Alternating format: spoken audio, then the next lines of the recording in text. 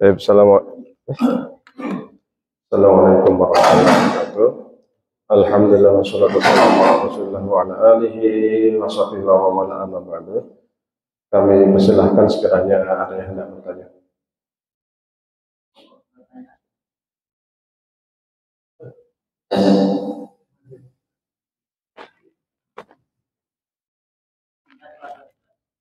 Waalaikumsalam warahmatullahi wabarakatuh.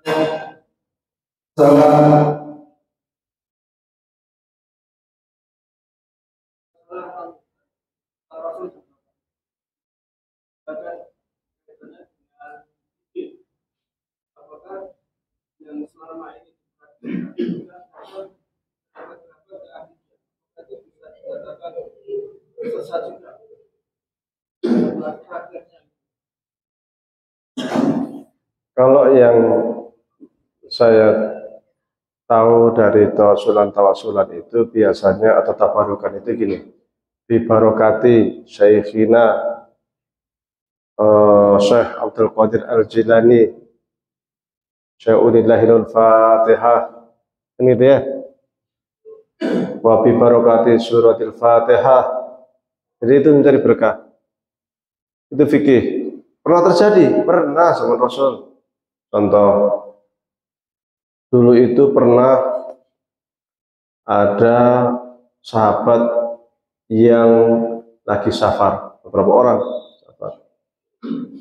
Kemudian dia itu kehabisan bekal, sehingga kelaparan. Maka kemudian dia minta-minta, ada suku Arab di situ, dia masuk ke suku Arab, dia minta sedekah. Satu pun nggak ada yang ngasih. Akhirnya buat tenda di luar kampung. Pas buat tenda di luar kampung, kemudian dia tahu ada utusan dari kepala suku datang situ dan bertanya, apakah dari kalian ini ada yang bisa menyembuhkan penyakit? Karena kepala suku kami sakit, tetua kami sakit. Ada satu orang dengan PD-nya, saya bisa, tapi dengan syarat, kalau sembuh, saya minta imbalan. Imbalannya apa? 30 ekor kambing. Karena tadinya minta sedekah, gak ada yang ngasih, jual mahal. 30 ekor kambing. Oke, setuju. Datang sana. Kena penyakit, panas, demam, dan lain-lain. Dibacakan surat Al-Fatihah. Makanya istilahnya bibarokati suratil Fatihah. Ngambil berkah dari surat Al-Fatihah. Kalau zaman sekarang orang nyebutnya dari istilah ruqyah. Ruqyah dengan baca surat Al-Fatihah. Benar sembuh. Sembuh dikasih hadiah 30 ekor kambing. Senang mereka. Teman-temannya senang. Wow, mari kita sembelih makan pesta. Tadi sahabat lain, ya jangan dulu. Jangan, ini halal apa haram nih. Soalnya cuma baca Fatihah doang sembuh. Masa terus kita dikasih barang 30 ekor kambing, jangan-jangan nggak boleh. Akhirnya mereka bawa, giring itu kambing 30 ekor, dibawa ke Madinah, lapor kepada Rasulullah SAW, tanya boleh nggak?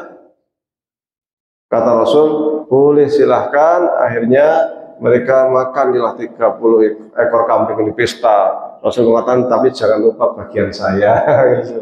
Ya, jadi ini bibarokati surat Al-Fatihah.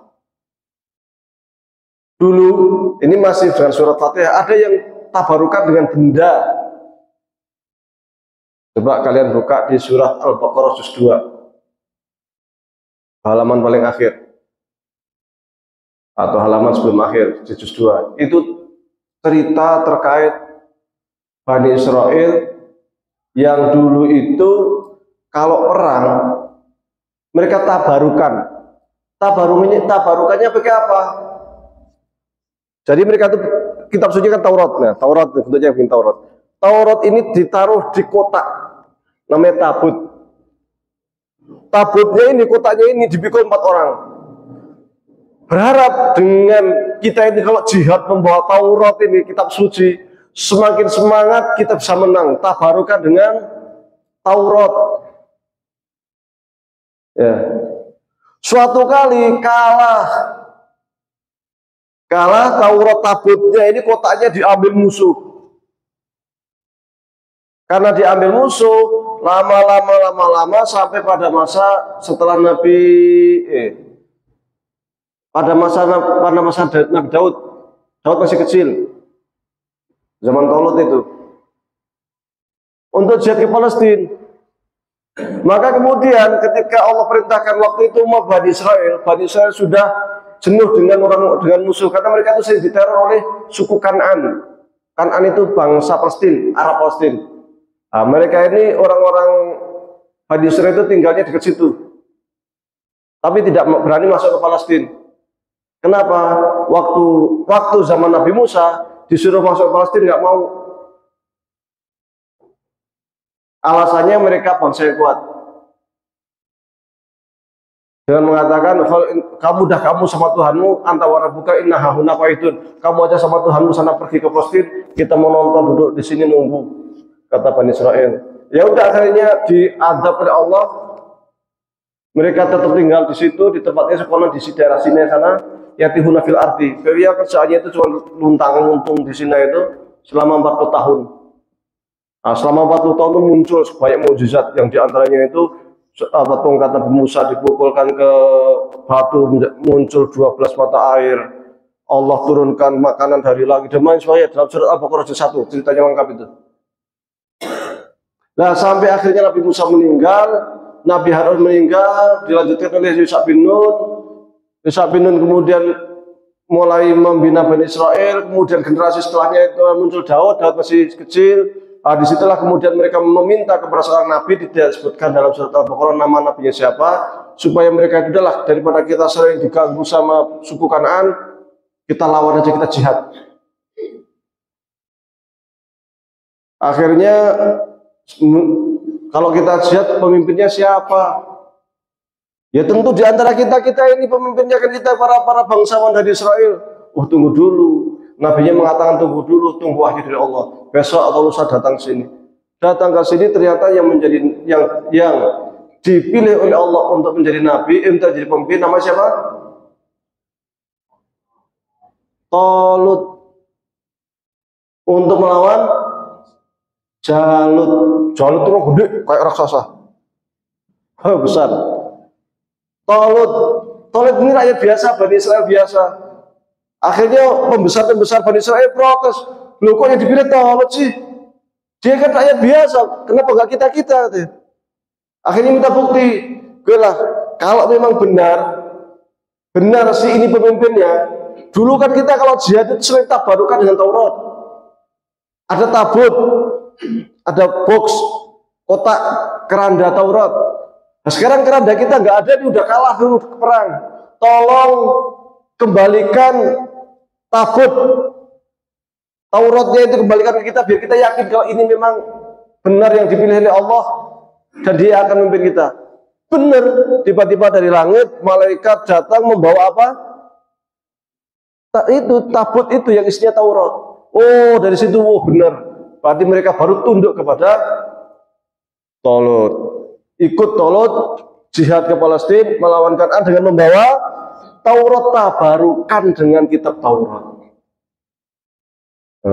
Zaman Nabi dulu, zaman Nabi Muhammad SAW ketika habis haji kan gundul.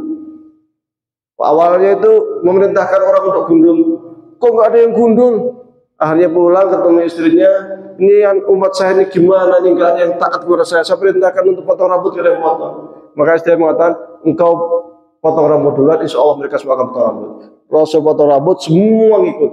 Rambutnya biar berjatuhan, itu jadikan rebutan sahabat. Maka zaman sekarang pun di museum di Madinah ya, itu kan ada rambut Rasulullah kan, masih ada, disimpan, dijadikan tabarukan, disimpan sama orang-orang ini rambut Rasul, tabarukan. Jadi secara Quran ada, secara sunnah ada, dengan benda ada, dengan surat ada, surat Al-Fatihah.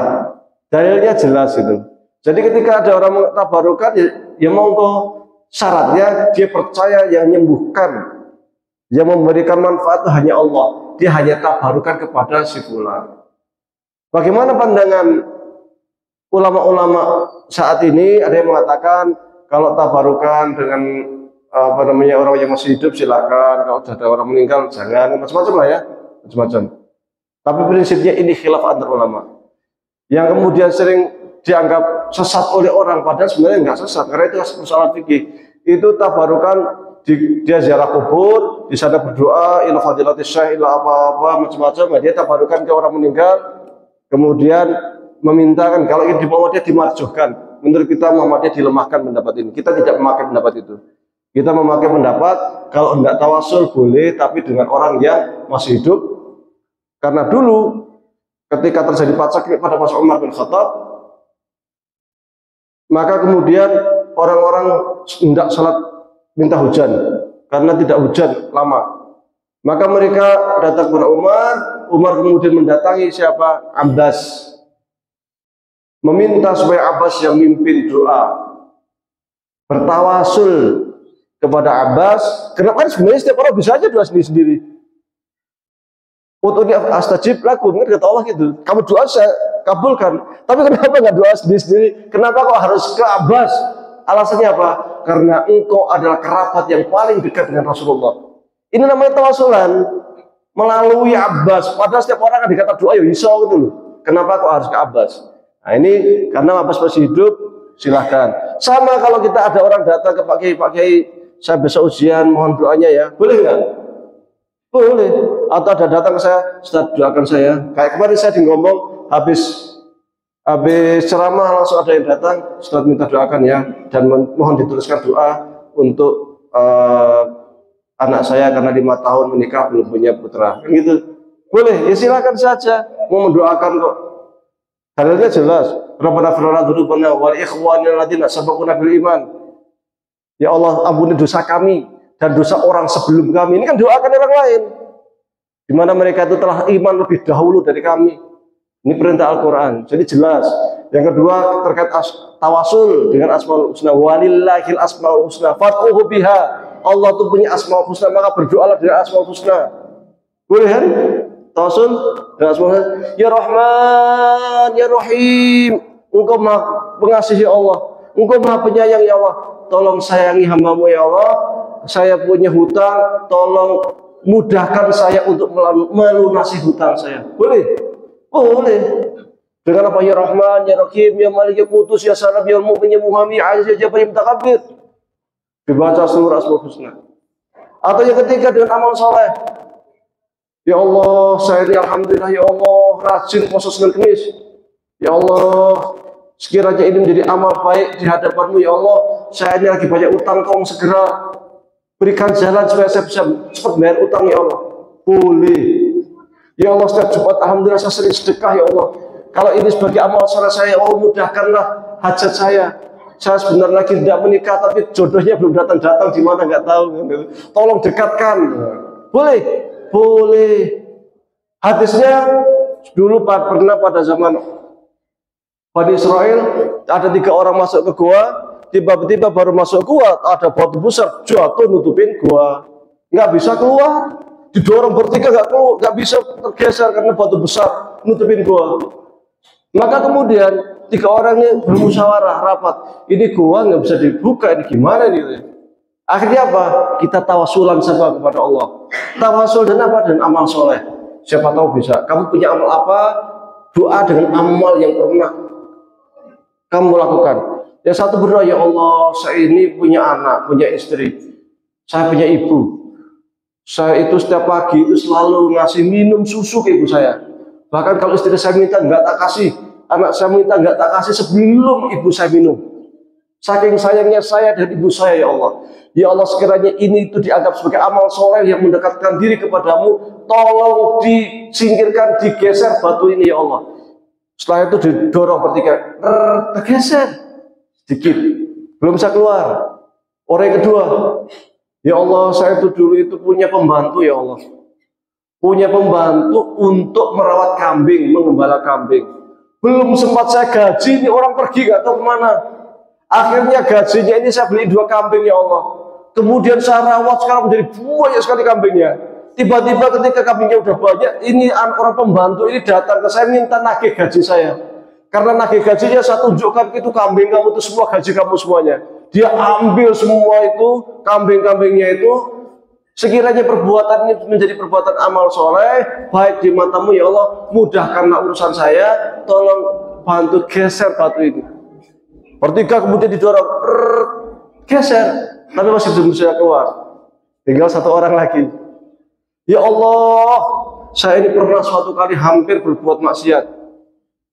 Malam-malam ya Allah, saya hampir zina.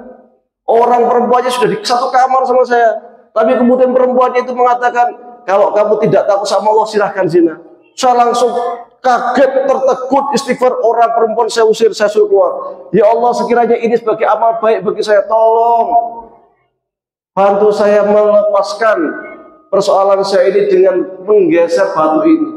Bertiga digeser, bisa 3 orang ini keluar. Ini ada disebutkan di dalam kitab Riyadhus Shalihin, bisa dibuka di sana. Ini tawasulan dengan amal soleh, boleh.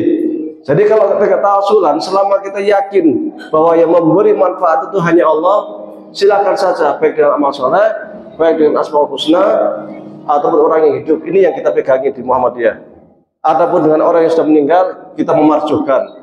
Memarjukan itu melemahkan. Tetapi sekiranya ada yang hendak menggunakan itu, ya silahkan. Itu tawasul. Kalau tabaruk itu cari berkah. Cari berkah itu kalau kita cari berkah dengan surah Al-Fatihah itu banyak sekali dalil-dalilnya. Silahkan menggunakan surah Al-Fatihah untuk bertabarukan. Kalau Anda buka ADART Muhammadiyah itu pakai surat Al-Fatihah. Bisa dibuka. Pertama kali mukadimah itu surat Al-Fatihah itu. Itu artinya tabarukan. Kita mau buat ADART itu pakai tabarukan, pakai surat Al-Fatihah. Ya Allah, saya cantumkan surat Al-Fatihah, kemudian saya tulis ADART, mudah-mudahan dengan surat Al-Fatihah ini, ADART ini sesuai dengan ridhomu, sesuai dengan maksud tujuanmu, sehingga kami bisa berjalan, organisasi ini berjalan sesuai dengan ridhomu ya Allah. Kan gitu. Seakan-akan sudah tabarukan dengan surat Al-Fatihah, itu ada di ADART. Ya. Ada yang belum terjawab terkait tawasulan?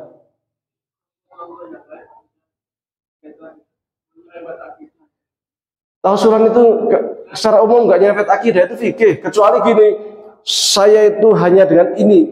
Pokoknya kalau bukan karena ini, saya ini nggak dapat apa-apa. Hanya orang yang meninggal syekh ini loh yang membuat saya ini sukses. Makanya kalau kemana-mana harus ziarah ke makamnya si A. Kalau enggak kita nggak akan sukses.